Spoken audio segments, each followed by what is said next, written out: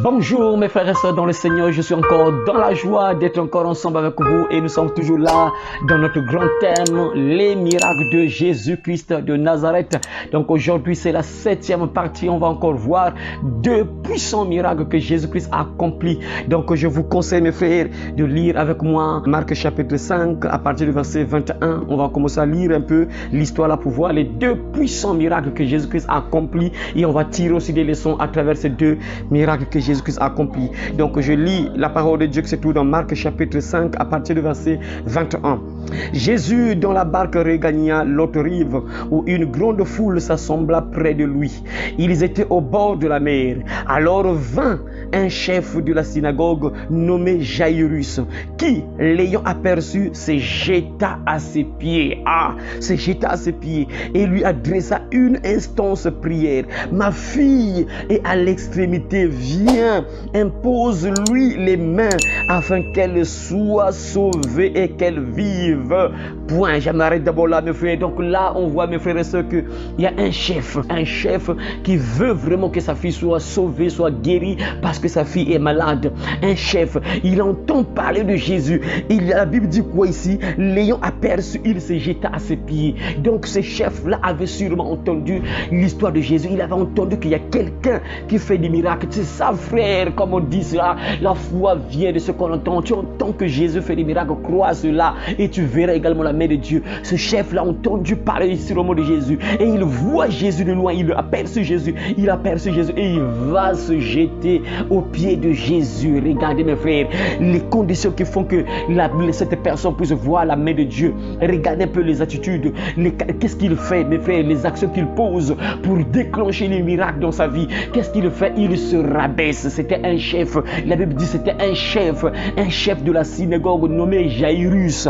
Il s'abaisse, il vient se jeter aux pieds de Jésus de Nazareth. La Bible déclare, mes frères, l'humilité précède la gloire. Frère, tu veux voir la main de Dieu, tu veux déclencher les miracles de Dieu dans ta vie, il faut t'humilier, tu dois te rabaisser, il faut être humble, frère. La Bible dit quoi? Dieu résiste aux orgueilleux et il fait grâce, il fait miséricorde aux humbles. C'est ça, donc il faut se rabaisser devant Jésus. Il se rabaisse, il se jette aux pieds de Jésus, mes frères, pour demander vraiment, pour démontrer qu'il avait vraiment besoin de Jésus, pour démontrer à Jésus que j'ai vraiment besoin que tu sauves ma fille, parce que ma fille là, dans quelques minutes là, il va quitter le monde. Dans quelques minutes, je l'ai laissé à la maison là. Et derrière moi, je ne sais pas qu'est-ce qui va se passer derrière moi. Mais la manière que j'ai vu ma fille là, c'est sûr qu'il lui reste seulement quelques minutes. Il lui reste juste quelques minutes. Elle va partir, elle va nous quitter. Mais je ne veux pas perdre ma fille. Je ne veux pas que ma fille parte. Non, Jésus, je sais toi. Tu peux faire quelque chose. Il se jette aux pieds de Jésus. Il dit à Jésus, il supplie Jésus.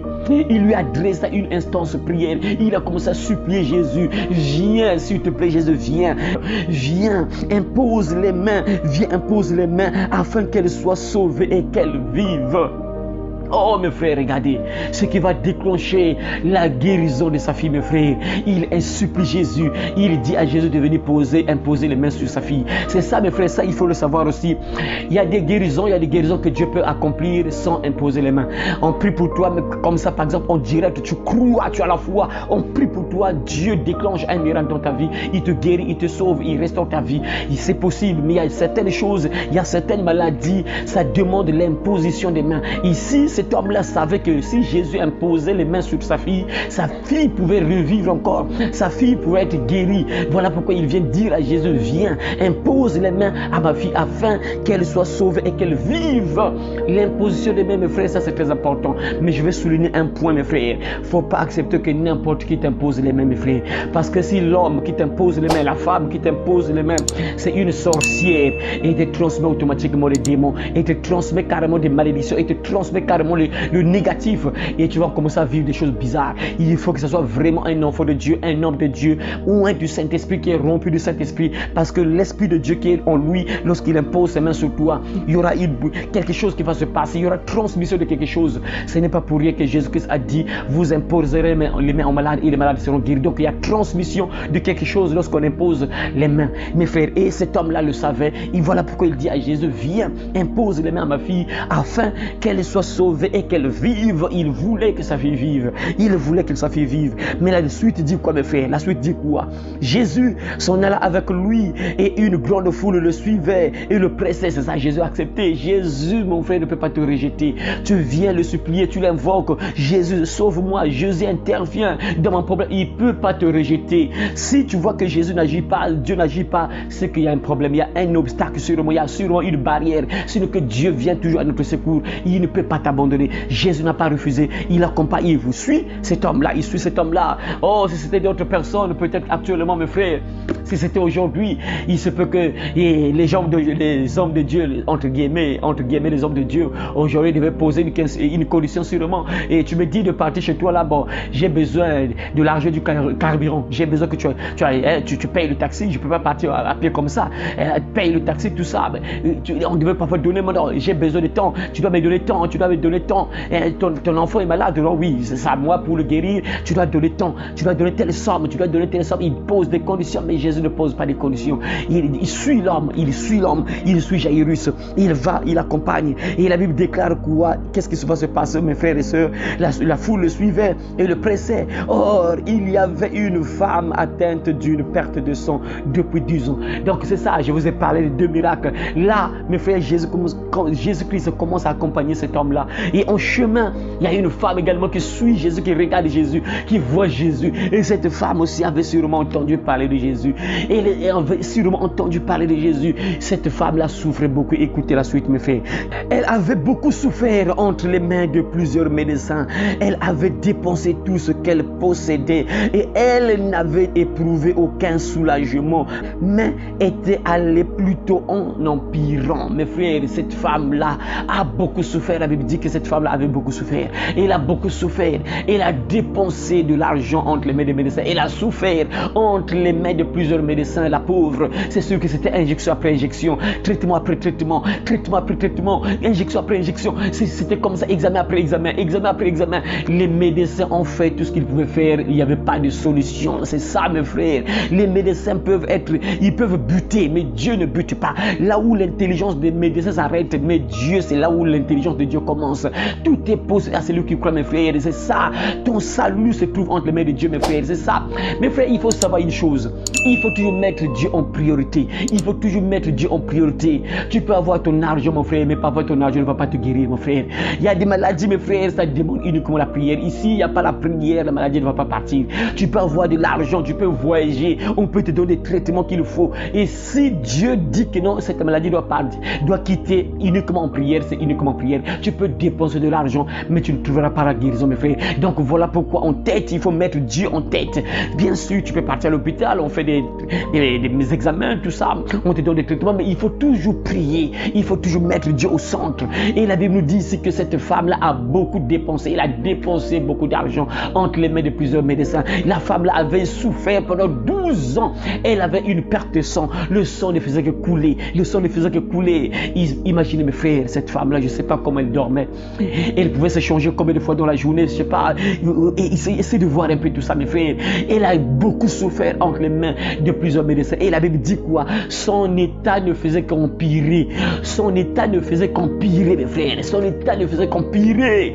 Mais elle voit Jésus. C'est sûr qu'elle avait entendu parler de Jésus. Voilà pourquoi tu dois entendre la parole. C'est très important. Si tu n'entends pas, comment tu auras la foi, frère? Tu dois d'abord entendre la parole pour que tu saches ce que Dieu est capable de faire dans ta vie. Pour que la foi vienne en toi. Parce que si tu n'as pas la foi, tu ne peux pas déclencher les miracles de Dieu. Donc il faut aimer écouter la parole. Tu dois écouter la parole. Et quand tu écoutes la parole, c'est là où tu vas déclencher les miracles dans ta vie, mon frère. Si tu n'écoutes pas la parole, ça sera difficile que tu puisses déclencher les miracles dans ta vie. Il faut aimer écouter la parole. Et cette femme-là avait sûrement entendu parler de Jésus. Et elle va s'approcher de Jésus. La Bible dit la suite, c'est quoi, mes frères et sœurs?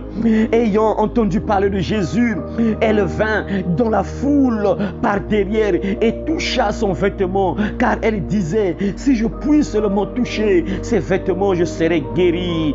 Au même instant, la perte de sang s'arrêta et elle sentit dans son corps qu'elle était guérie de son mal. Incroyable, vrai, mes frères. Gloire à Dieu.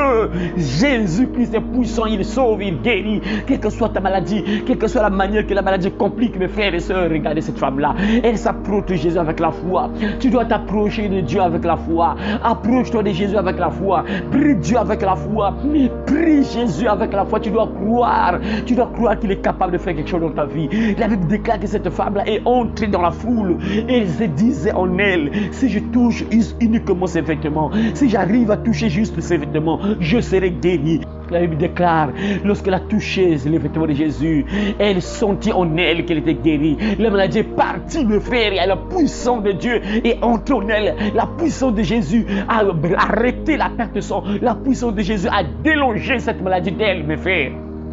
Regardez ce que Jésus est capable de faire, mon frère. Ce que Dieu est capable de faire dans ta vie. Si tu crois, si tu gardes la foi, si tu gardes la confiance en Dieu, regardez un peu ce que Jésus est capable de faire, mes frères. Mais il faut t'approcher de Dieu avec la foi. Cette femme-là avait tellement la foi. Elle croyait tellement, mes frères. Imaginez. Elle ne disait pas que non, Jésus va prier pour moi. Elle n'a même pas dit que non, viens m'imposer les mains, Jésus. Je serai guéri. Non, mes frères, imaginez. Le premier homme, là, Jairus, a dit que Jésus vient, impose les mains à ma fille. Mais elle vient, elle dit, et en elle, elle se dit en elle, si j'arrive juste à toucher les vêtements de cet homme-là, de Jésus-là, si j'arrive à toucher juste ces vêtements-là, je suis guéri. J'ai pas besoin que Jésus prie pour moi. J'ai pas besoin que Jésus puisse déclarer des paroles sur moi. J'ai pas besoin que Jésus dise quelque chose sur ma maladie. J'ai besoin juste de toucher son vêtement.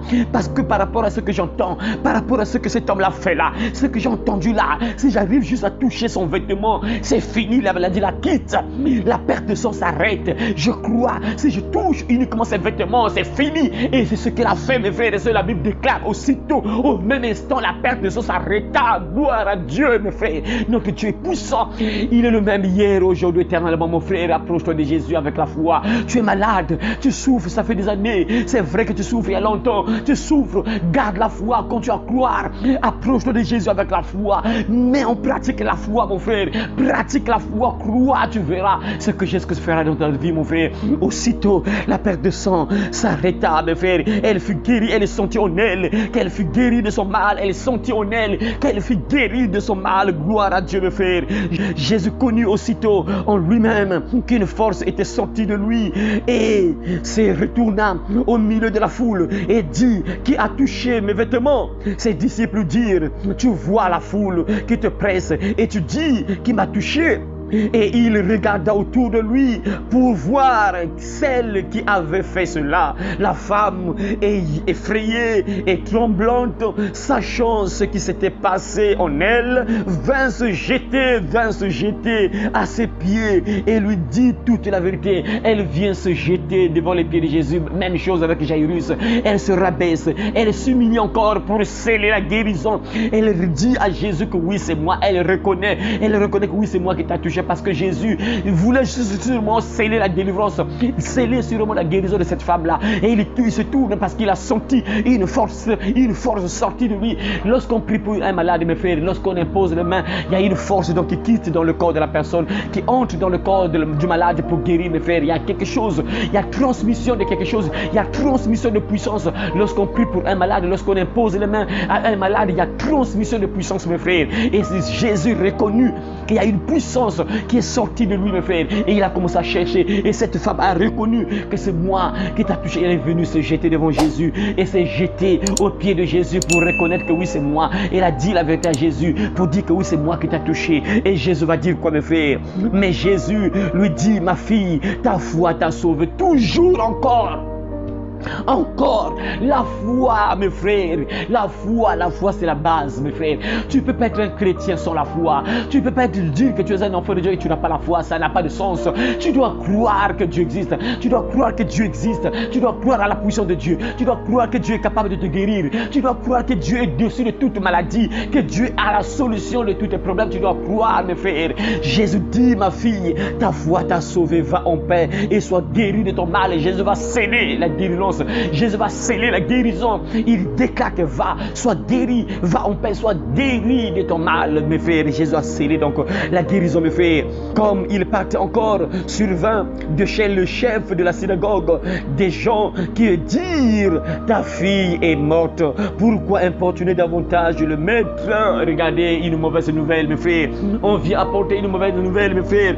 Une mauvaise nouvelle à Jairus pour lui dire que non, c'est fini. Arrête de dire à Jésus de partir chez toi, c'est fini. Ta fille est décédée et n'est plus avec nous, elle est morte, c'est fini. Arrête seulement, laisse Jésus tranquille. Ta fille est décédée, elle est partie et nous a quittés. Et qu'est-ce que Jésus-Christ va dire, mes frères? La fille est partie, elle est morte. Mais qu'est-ce que Jésus-Christ va dire, mes frères? Écoutez un peu. Mais Jésus, sans tenir compte de ces paroles, dit au chef de la synagogue, ne crains pas, crois seulement, ne crains pas, crois seulement. Jésus entend ce que les gens là ont dit, que non, ta fille est morte. Mais qu'est-ce que Jésus-Christ va dire à cet homme-là, à Jairus? Il dit à Jairus, ne crains pas, crois seulement. Tu ne dois pas avoir peur de ton problème, tu ne dois pas avoir peur de cette maladie, tu ne dois pas avoir peur de ce que tu traverses. Ne crains pas, ne crains pas, crois seulement, garde la foi que Dieu peut intervenir dans ton problème. Dieu est capable d'intervenir dans ta situation, il est capable de résoudre ton problème. Crois, ne crains pas, ne crains pas, ne crains pas, n'aie pas peur, mais crois que Dieu est là pour toi, mon frère, ma soeur. Et il ne permet à personne de l'accompagner, si ce n'est à Pierre, à Jacques et à Jean, frère de Jacques. Ils arrivèrent à la maison du chef de la synagogue, où Jésus vit une foule brillante et des gens qui pleuraient et poussaient de grands cris. Il entra et leur dit, pourquoi faites-vous du bruit et pourquoi pleurez-vous? L'enfant n'est pas morte, mais elle dort. Imaginez mes frères, imaginez les gens qui sont en train de pleurer, les gens sont en train de crier, ils ont perdu leur fille, ils ont perdu leur enfant. Et Jésus vient et dit que pourquoi pleurez-vous? Pourquoi faites-vous du bruit? Et voyez mes frères, quelle serait la réaction de ces gens-là? Écoutez maintenant la suite mes frères.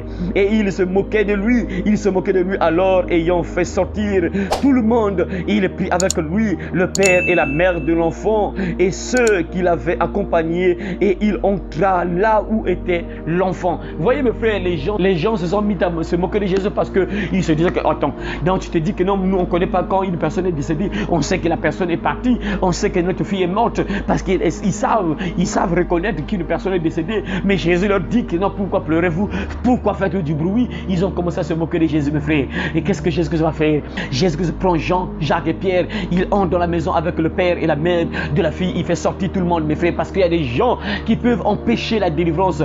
Il y a des gens qui n'ont pas la foi, ils n'ont pas droit à être là où on prie pour une personne, ils n'ont pas droit à être là où on fait des miracles, on intercède pour une personne, on délivre une personne. Les gens qui n'ont pas la foi ne doivent pas être là, ils doivent être mis à l'écart mes frères. Il y a des gens qui peuvent empêcher la délivrance par leur incrédulité, parce que plusieurs, et que ça dit ça, un jour Jésus a dit qu'il n'a pas fait beaucoup de miracles dans ce pays-là parce qu'on ne croyait pas en lui, c'est ça. Donc quand les gens sont incrédules, il y a la puissance de Dieu ne va pas se manifester. Il faut que les gens qui sont là croient que Dieu est capable de faire un miracle. Donc Jésus va prendre uniquement la mère et le père de la fille et il va prendre avec lui 3 disciples. Ils sont entrés là où se trouvait la fille mes frères. Et la suite dit quoi mes frères? Écoutez la suite mes frères. Il la saisit par la main et le dit, Tabitha Koumi, ce qui signifie jeune fille, lève-toi, je te le dis. Jeune fille, lève-toi, je te le dis. Aussitôt la jeune fille se leva et se mit à marcher, car elle avait 12 ans. Et ils furent dans un grand étonnement. Jésus leur adressa de fortes recommandations pour que personne ne sût la chose. Et il dit qu'on donna à manger à la jeune fille. Oh mes frères, quelle joie incroyable! Une personne décédée, regardez ce que Jésus est capable de faire. Une fille qui était déjà morte, elle était partie, mais Jésus dit, Talitha Koumi, jeune fille, je te le dis, lève-toi. Mes frères et sœurs, la Bible déclare, et se leva mes frères, il a commencé à marcher, gloire à Dieu mes frères, pour te dire frère, tout ça, quand tu entends ça, tu dois maintenant avoir la foi, tu dois croire que Jésus est capable de faire quelque chose, même s'il n'y a plus l'espoir. Cette fille-là était partie, il n'y avait plus l'espoir, les gens commençaient à crier, les gens commençaient à pleurer, parce qu'il n'y avait plus l'espoir, la fille était décédée, c'était parti, c'est fini, mais Jésus-Christ est venu redonner de l'espoir à cette famille. Jésus a donné de l'espoir à la famille, il a redonné de l'espoir à la famille mes frères, c'est ça, tout n'est pas encore perdu mon frère, crois seulement, quelle que soit la maladie qui est avec toi, quel que soit le nombre des années que tu as fait, tu as traversé dans ta maladie, tu as fait 12 ans dans ta maladie, 15 ans peut-être de maladie, mais mon frère, ma soeur, crois, Jésus-Christ est capable de faire quelque chose dans ta vie. Regardez cette femme-là, elle a fait 12 ans dans sa maladie, mais Jésus-Christ a fait quelque chose dans sa vie, Jésus l'a guéri. Alors mon frère, ma soeur, quand tu entends tout ça, tu sais maintenant de quoi Dieu est capable, que Dieu est capable de faire quelque chose dans ta vie. Crois seulement mon frère, ne crains pas, crois, ne vois pas cette maladie, que non, c'est une maladie incurable. Dieu est capable de te guérir. Cette femme-là, c'était impossible qu'on puisse le guérir. Elle a dépensé tout son argent, mais elle n'a pas trouvé la guérison, mes frères. Mais auprès de Jésus, il y avait la solution. Auprès de Jésus, il y avait la guérison. Il y avait encore de l'espoir, mes frères. Dès qu'elle a entendu parler de Jésus, et s'est approchée de Jésus, et Jésus l'a guéri. Oh, mes frères, cet enfant-là qui était déjà décédé, mais Jésus est venu. Jésus a ramené à la vie cet enfant. Il a encore donné de l'espoir à la famille, mes frères. Il a donné de la joie à la famille. La joie à la famille, mes frères. C'est ça, frère. Crois que Jésus-Christ est capable de faire quelque chose dans ta vie. Il est capable de te guérir. Alors garde la foi, mon frère. Quelle que soit la maladie qui est en toi, quel que soit ce que tu vis, il y a encore une solution. Jésus est capable de faire quelque chose dans ta vie. Garde la foi. Crois que Jésus est à ton côté. Il t'aime. Il ne va jamais t'abandonner parce qu'il est le bon berger. Alors voilà pourquoi, frère et sœur, je te conseille d'entrer en prière avec moi. Nous allons prier au nom de Jésus-Christ de Nazareth. De Père, je viens à toi au nom de Jésus de Nazareth, Seigneur. Oh Père, tu as vu mon frère, ma soeur qui a entendu cette parole, mon frère, ma soeur qui a suivi cette vidéo, qui a écouté cette parole, Seigneur, avec foi, avec concentration. Seigneur notre Dieu, Père, je prie que tu localises mon frère, ma soeur qui regarde cette vidéo, Seigneur, que ta main puissante soit posée sur la tête de mon frère, afin que ta puissance soit relâchée dans son corps, Seigneur, afin que mon frère, ma soeur soit guérie de sa maladie, Seigneur, quelle que soit la maladie qui est dans le corps de mon frère, de ma soeur. Seigneur, tu nous démontres par ta parole, tu nous démontres de quoi tu es capable. Tu nous démontres de A à Z que tu n'es pas limité, Seigneur. Là où les médecins sont limités, là où les médecins n'ont plus de solution, mais toi tu nous démontres que tu es capable de donner une solution, parce que tout est possible à Dieu. Rien n'est impossible à toi. Voilà pourquoi, Seigneur, souviens-toi de mon frère, ma soeur qui regarde cette vidéo. Souviens-toi de mon frère, ma soeur qui regarde cette vidéo. Seigneur, relâche ta puissance dans son corps, afin que mon frère soit guéri, ma soeur soit guérie de sa maladie, Seigneur, quelle que soit cette maladie, que ce soit une maladie incurable. Nous brisons le pouvoir de toute maladie incurable dans le corps de mon frère, ma soeur, au nom de Jésus, et que cette maladie libère le corps qui est le temple du Saint-Esprit de mon frère, de ma soeur, maintenant au nom de Jésus, Seigneur. La maladie n'a plus de pouvoir dans son corps. Nous brisons l'autorité de la maladie dans le corps de mon frère, de ma soeur, maintenant au nom de Jésus. Je brise l'autorité de toute maladie dans son corps au nom de Jésus. J'anéantis la puissance de la maladie dans le corps de mon frère, de ma soeur, au nom de Jésus. La maladie doit obéir et partir et libérer le corps de mon frère au nom de Jésus de Nazareth. Seigneur Dieu Tout-Puissant, relâche ta puissance, Seigneur. Relâche ta puissance dans les organes de mon frère qui sont touchés par la maladie, Seigneur. Toi qui es capable de nous restaurer, Seigneur, restaure, Seigneur, par ta puissance, tout organe qui a été touché par la maladie, tout organe qui a été détruit par la maladie, Seigneur. Que les organes de mon frère qui sont touchés par la maladie soient restaurés, soient restaurés, soient restaurés, soient restaurés au nom de Jésus de Nazareth. Père, tout organe qui est malade soit restauré, reçois la vie, revive au nom de Jésus. Tout organe qui est mort, qui ne fonctionne plus dans le corps de mon frère, de ma soeur, revienne à la vie au nom de Jésus de Nazareth, lui qui est la vie, au nom de Jésus. Que tout organe qui est mort reçoit la vie au nom de Jésus, et ces organes fonctionnent correctement, ça fonctionne correctement comme Dieu les a créés au nom de Jésus. Tout organe qui est mort, écoute ma voix, fonctionne à partir de maintenant au nom de Jésus. Au nom de Jésus, joue le rôle que Dieu t'a mis là au nom de Jésus. Joue le rôle que Dieu t'a donné au nom de Jésus. Tout organe qui est mort dans le corps de mon frère revient à la vie et fonctionne correctement au nom de Jésus de Nazareth. Seigneur, que la puissance du Saint-Esprit traverse le corps de mon frère, ma soeur, et que cette puissance dans la guérison à mon frère, à ma soeur, au nom de Jésus, Seigneur, manifeste-toi, Seigneur, dans la vie de mon frère, ma soeur. Merci, Seigneur, parce que tu redonnes de l'espoir à mon frère, à ma soeur qui est malade. Ça fait peut-être des semaines, des mois, Seigneur, mais toi, tu es capable d'arrêter cette maladie aujourd'hui, parce que tout est possible à toi, Seigneur. Tu es Dieu, Seigneur, et tu n'es pas limité, Seigneur. Dieu, merci parce que je sais, tu nous aimes, Seigneur, et tu peux jamais abandonner tes enfants, Seigneur, parce que ta parole déclare, tu t'es chargé de toute maladie, et par tes médecins nous sommes guéris. Alors Jésus, que cette parole prenne effet dans la vie de mon frère, ma soeur, que cette parole prenne effet dans le corps de mon frère, ma soeur, au nom de Jésus, et qu'il soit guéri au nom de Jésus de Nazareth. La Bible déclare, bien-aimé, je veux que tu prospères à tous égards et sois en parfaite santé au nom de Jésus. Sois en bonne santé, mon frère, sois en bonne santé, ma soeur, au nom puissant de Jésus de Nazareth. Gloire à toi, Seigneur, honneur à toi, parce que tu as entendu la prière de ton serviteur. Merci Seigneur Dieu, parce que tu as entendu ma prière. Gloire à toi, honneur à toi. Aujourd'hui à jamais, au nom puissant de Jésus de Nazareth, nous avons aussi demandé et prié. Amen. Alors garde confiance mon frère, garde confiance, crois que Dieu t'a exaucé, crois que Dieu t'a visité, crois que tu es guéri et tu verras la guérison divine dans ton corps. Que Dieu te bénisse mon frère, ma soeur, et je te conseille d'être abonné si tu n'es pas encore abonné, de t'abonner, d'être connecté à chaque fois que je mets les vidéos sur internet. Suis, ça va t'aider, ça va te donner encore la foi, ça va vraiment t'aider. Vraiment que Dieu vous bénisse mes frères et sœurs et à très bientôt si Jésus-Christ ne revient pas tout de suite. Amen.